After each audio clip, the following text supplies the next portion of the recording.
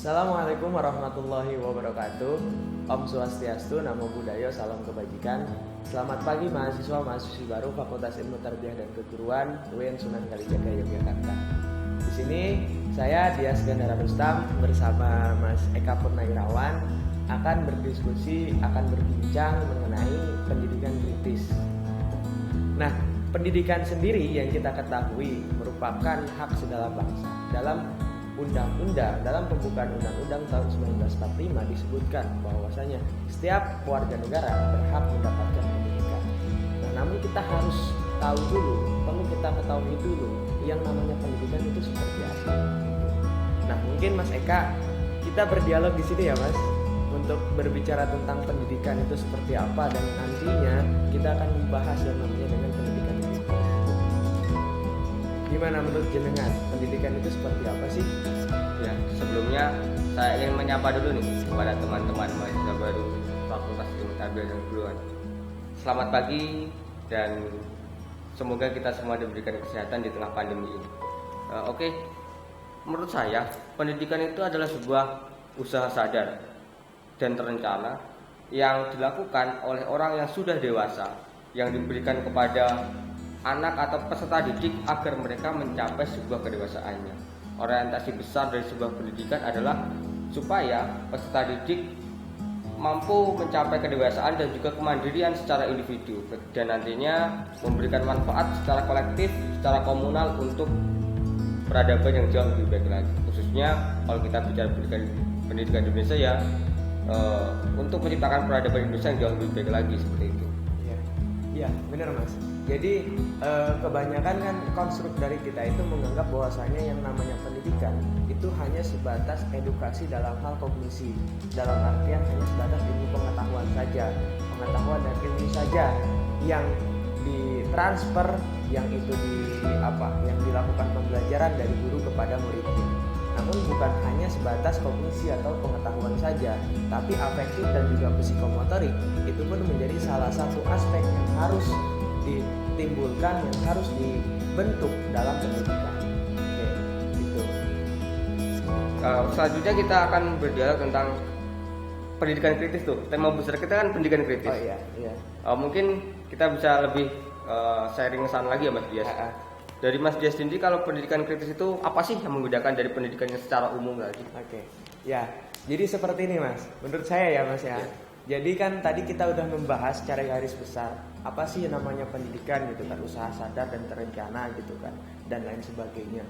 Namun perlu kita garis bawahi, ternyata ada satu suku kata yang berbeda gitu kan, yang namanya kritis gitu. Nah, kritis di sini yang merujuk kepada yang namanya pendidikan kritis.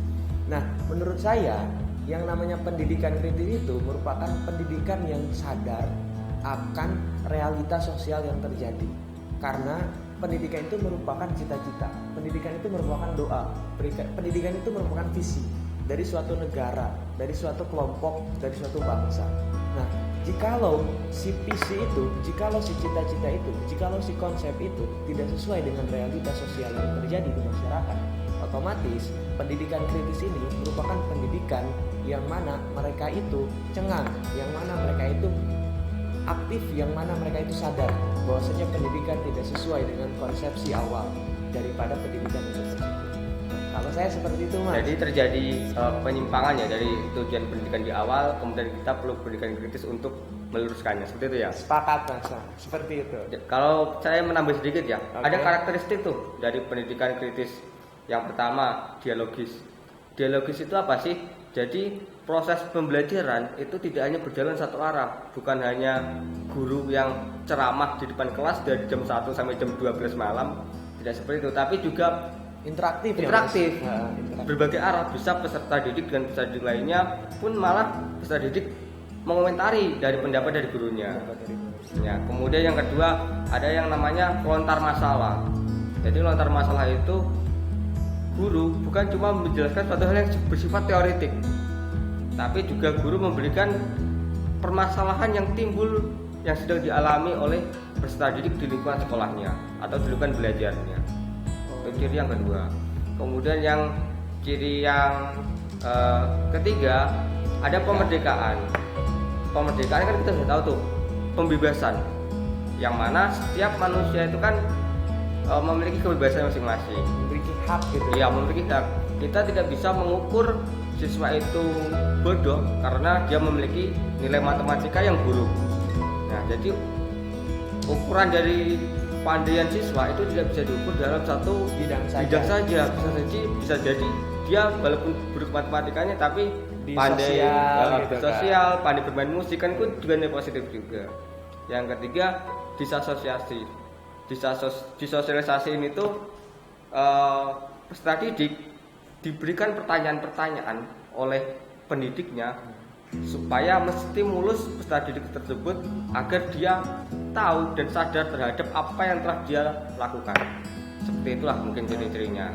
Oke, jadi kawan-kawan semua tadi udah dijelaskan bahwasanya kurang lebih ada 4 ya Mas, Iya. 4 karakteristik dalam apa yang disebut dengan pendidikan kritis. Yang pertama ada dialogis, yang mana pendidikan itu seharusnya interaktif gitu, tidak menjadikan murid itu sebagai objek saja, tapi itu murid itu sebagai subjek juga. Dalam artian di ruang kelas itu ada yang namanya dialog ataupun ada yang namanya pembicaraan seperti saya dengan Mas Eka gitu. Jadi diibaratkan Mas Eka sebagai guru saya dan saya sebagai muridnya, kita di sini enak. Ada yang namanya transfer ilmu itu bukan hanya dari satu arah. Mungkin dalam pengetahuan gitu kan, dalam pengalaman itu bisa jadi guru yang lebih paham, tapi tidak menutup kemungkinan seorang murid pun dia punya pemikirannya sendiri, perspektifnya sendiri yang mungkin tidak terpikirkan sebelumnya oleh guru tersebut. Kemudian tadi pun di karakteristik yang kedua itu yakni hadap masalah dalam artian si murid itu harus diberikan masalah untuk dianalisa lebih lanjut oleh murid tersebut. Jadi tidak hanya sebatas teoritis saja kayak gitu. Selanjutnya tadi ada desosialisasi gitu kan, yang mana mempertanyakan apa yang sudah didapatkan oleh murid tersebut, apakah selaras gitu kan, apakah sesuai dengan kebutuhan dia gitu kan, ataukah tidak kayak gitu. Selanjutnya kita ingin berkenalan dulu tuh dengan salah satu tokoh besar dalam pendidikan kritis. Teman-teman sudah tahu, kita kenalan, namanya adalah Paulo Freire. Yeah. Mungkin Mas Dias bisa memperkenalkan siapa dia kepada teman-teman mahasiswa. Paulo Freire ya. Kalau didengar dari namanya mungkin itu kayak orang-orang di luar daripada Asia ya Mas ya. Paulo Freire itu.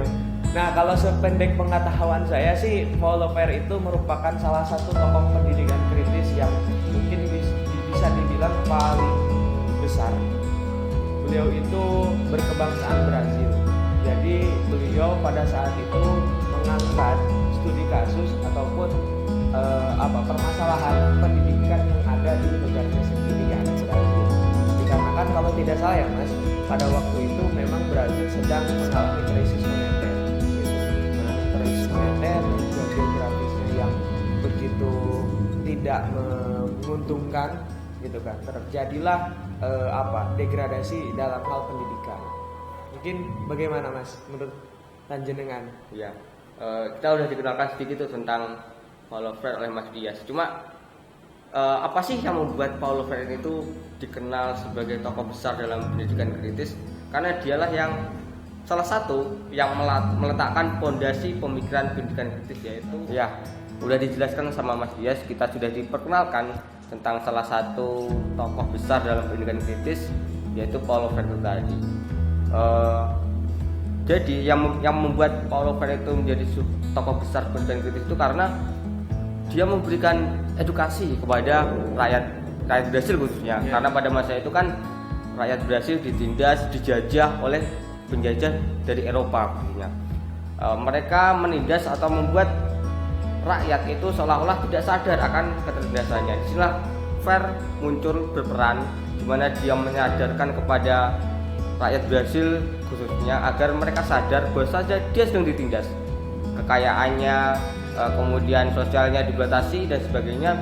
Ya akhirnya ketika penduduk ini sadar, mereka akan melakukan sebuah perlawanan hingga akhirnya sebuah kemerdekaan yang diterima oleh negara tersebut. Nah itulah tentang sedikit pandangan dari Paulo Freire. Oke, Mas, tapi kita juga harus literasi kita harus lebih luas tentunya ya Mas. Iya. Bukan hanya follower dari Brazil yang ternyata melakukan suatu transformasi pendidikan, yakni pendidikan kritis. Ternyata tokoh kebangsaan negara Indonesia yakni Mansur Fakih gitu kan. Beliau pun merupakan salah satu tokoh pendidikan kritis yang ada di negara Indonesia ini. Jadi latar belakang ataupun teori yang dipersepsikan oleh Mansur Fakih ternyata tidak jauh berbeda dengan teori ataupun pandangan yang disampaikan oleh Paul Voltaire. Dalam artian Mansur Fakih pun menjelaskan bahwasanya pendidikan kritis itu hadir dikarenakan dikarenakan dominasi dari ideologi yang hadir, yang itu merambah sampai ke yang namanya pendidikan gitu. Oke, kita harus pahami bersama juga bahwasanya pendidikan itu hadir untuk menguatkan ideologi dari suatu bangsa ataupun kelompok. Jikalau pendidikan kita saat ini untuk menguatkan ataupun menyuburkan yang namanya ideologi Pancasila, kita tidak masalah karena tersebut, karena Pancasila merupakan konstitusi kita. Iya. Tapi namun dulu pada saat baru-baru gitu kan. Nah, yang jadi pertanyaan, ternyata pendidikan itu dihadirkan untuk menyuburkan ideologi itu pendatang, untuk mempertahankan kekuasaan, eksploitasi gitu kan. Nah, itu yang harus kita garis bawahi. Dan Mansur Fakih itu merupakan salah satu tokoh besar di Indonesia yang mempelopori yang namanya pendidikan kritis. Pendidikan yang mana peserta didik aktif, peserta didik itu sadar, peserta didik itu mau melakukan sesuatu gitu kan, untuk melihat, membaca, menganalisa bahwasanya pendidikan kita sedang tidak baik-baik saja. Begitu. Nah, selanjutnya kita udah masuk ke tahap akhir nih, tentang kritik pendidikan gaya bank. Tadi di awal sama Mas Dia sudah disinggung sedikit tentang pendidikan gaya bank. Jadi pendidikan gaya bank itu adalah pendidikan yang memposisikan siswa atau peserta didik itu sebagai sebuah bejana. Bejana itu tempat menyimpan air yang kosong, dan pendidik atau gurunya itu cuma menuangkan air dalam bejana tersebut. Ini yang salah, ini yang dikatakan pendidikan gaya bank. Pendidikan kan seharusnya menyalakan obor untuk menciptakan sebuah kehangatan kayak gitu. Yeah. Nah, pendidikan semacam inilah yang membuat kita lama dijajah, Mas. Kita dijajah berapa tahun? 365 tahun oleh Belanda, 4 tahun oleh Jepang. Lama sekali. Itu karena para penjajah pada masa itu menjalankan pendidikan dengan tujuan agar mereka tetap berkuasa di Indonesia seperti itu. Mungkin bisa dilengkapi tentang pendidikan gaya banknya, Mas Dias. Oke. Ya, jadi pendidikan gaya bank itu benar tadi yang disampaikan oleh Paul Voltaire, benar tadi yang disampaikan oleh Mas Eka, bahwasanya pendidikan gaya bank merupakan pendidikan yang menjadikan siswa itu sebagai objek, bukan subjek. Tadi kan disinggung juga yang namanya bejana. Mungkin anak dari pendidikan eksak gitu kan, seperti PEMAT, PEPI, SPEKIM, PEPIO udah biasa lah gitu kan yang namanya bejana gitu. Namun tarbiyah-tarbiyahan mungkin ya lupa atau enggak gitu di bejana itu. Ya dianalogikan atau disamakan bejana itu sebagai gelas gitu. Bejana sebagai gelas. Jadi si peserta didik itu dianggap sebagai objek, dianggap sebagai sesuatu yang kosong, yang mana oleh pendidik itu harus dimasukin, itu harus diedukasi, harus ditransfer, tapi tidak interaktif. Itu yang salah. Karena tadi disebutkan pada awal bahwasanya karakteristik daripada pendidikan kritis salah satunya itu dialogis. Dalam artian harus interaktif antara pendidik dan juga peserta. Sedikit saya simpulkan tentang apa yang kita perbincangkan yang kesan ngalor ngidul ini tadi, tapi ada esensi yang kita dapat. Biasanya kita dan teman-teman semuanya mahasiswa baru udah menjadi mahasiswa, dan mahasiswa dengan latar belakang pendidikan sudah sewajarnya kita untuk melihat realitas pendidikan kita. Jangan tutup mata bahwasanya pendidikan kita sedang tidak baik-baik saja. Ada oknum-oknum yang mungkin mereka memiliki kepentingan politis yang telah merubah dari tujuan pendidikan nasional kita gitu. Mungkin itu saja dari kita berdua, dari saya, Eka dan juga Mas Dias. Ada banyak kurangnya, mohon maaf. Wassalamualaikum warahmatullahi wabarakatuh. Salam mahasiswa, salam pendidikan.